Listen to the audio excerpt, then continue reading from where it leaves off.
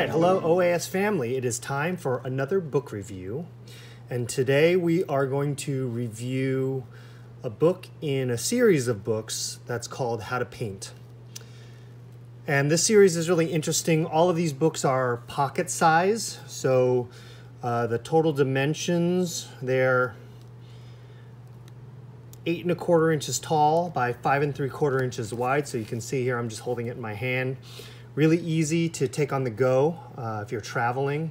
And they're sort of reference style books. So they're kind of like pocket references. That's what I like to refer to them as. And this is volume number 5, and the title is Horses and Ox.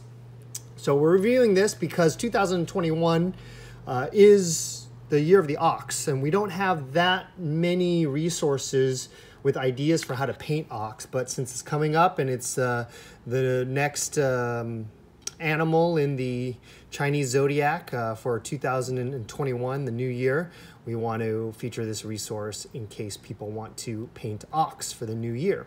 So let's get right into the book.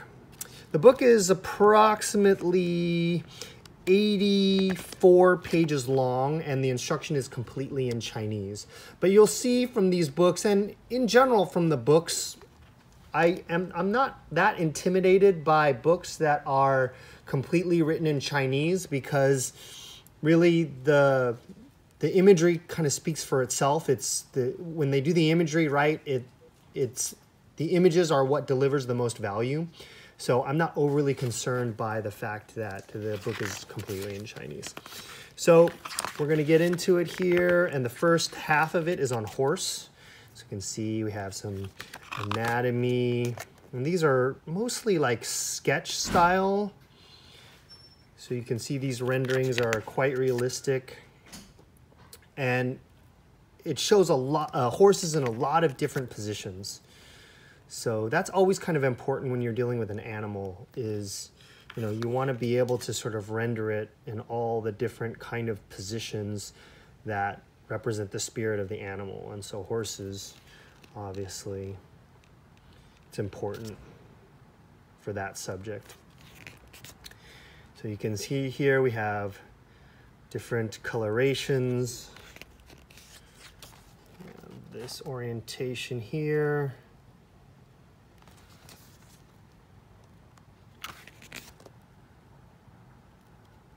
Some more positions. You will see in a lot of Chinese paintings, the number of animals that are rendered in groups is significant. So you can see here in this grouping, there's 1, 2, 3, 4, 5, 6, 7. That is obviously significant. So here are some more positions, sort of these galloping and leaping, jumping positions. Some resting ones.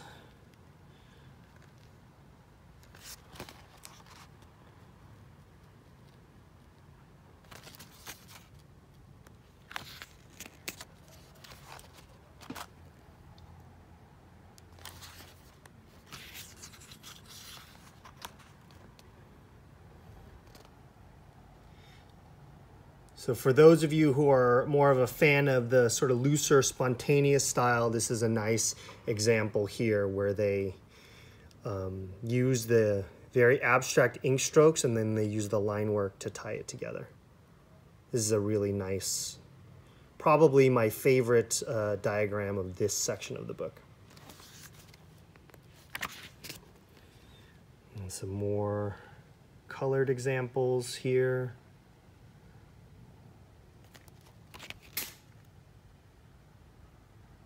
This is another example of how they use that ink shading and then they tie it together with the line work.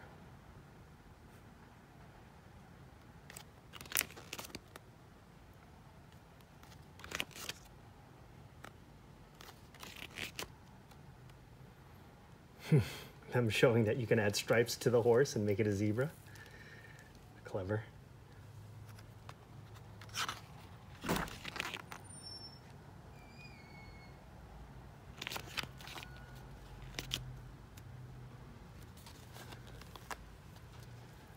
These again are also nice, getting into things that look a little bit more of that sort of pure Eastern style. And this is a lovely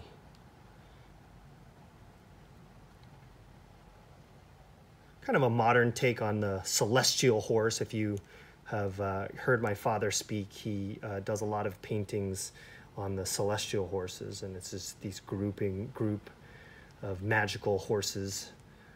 So this is kind of like a modern take on that.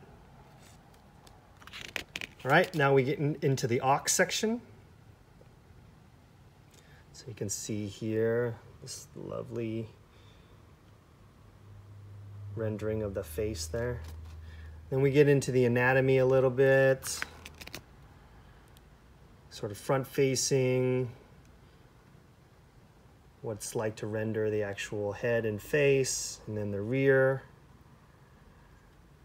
And then this sort of loose calligraphy stroke that can be kind of the first stroke in creating this type of abstract ox painting.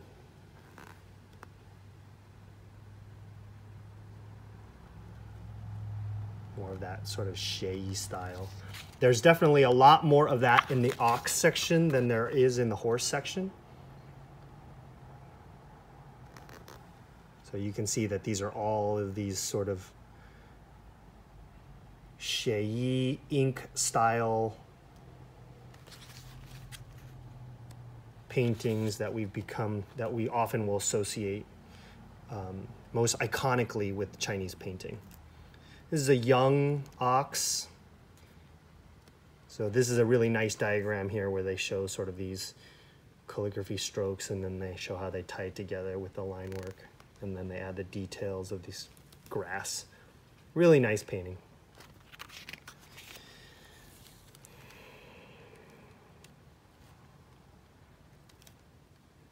So this is Lady on the back of an ox. Very nice.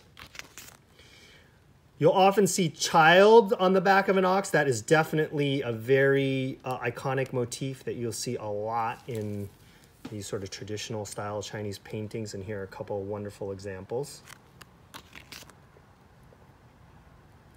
Once again, baby ox mixed with a little plum tree. That's really nice. And then once again, you have child on the back of an ox playing a flute.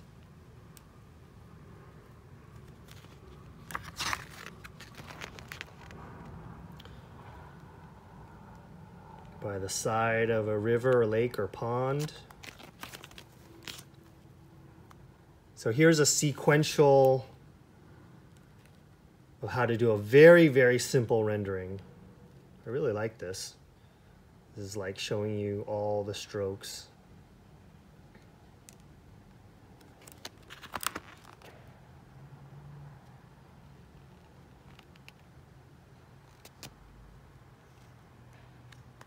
And then we end up with this as sort of the finished piece. Here are groupings.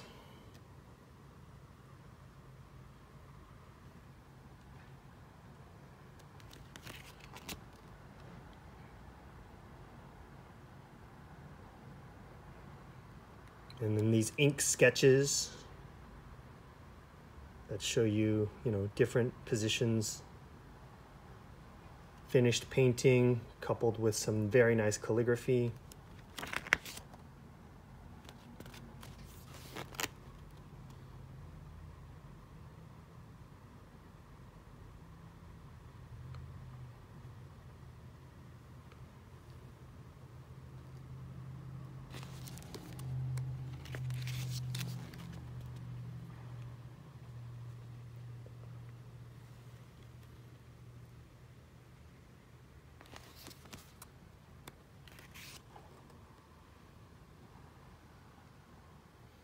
Training the ox.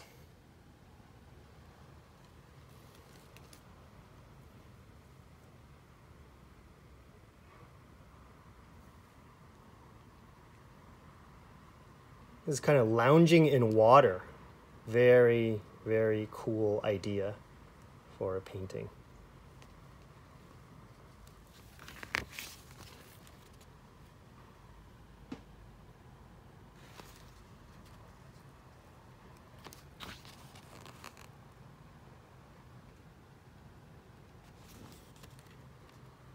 Another grouping, herd.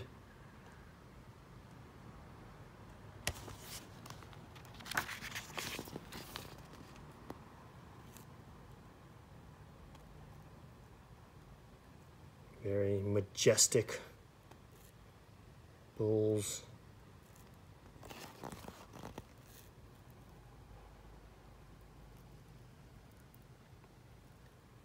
Taking a rest under a tree after a hard day's work.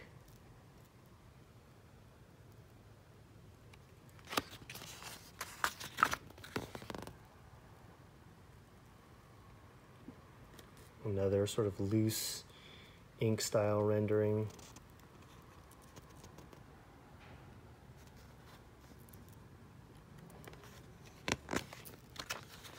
So that's it.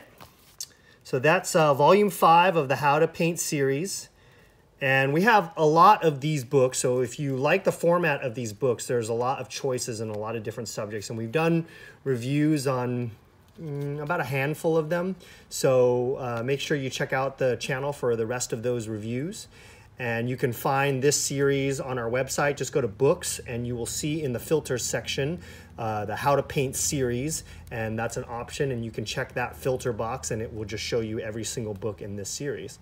So that's it. That's volume 5 in the How to Paint series, the one on horse and ox. We hope you enjoyed this book review video. And if you want more content like this, you can like and subscribe. And we wish you happy painting.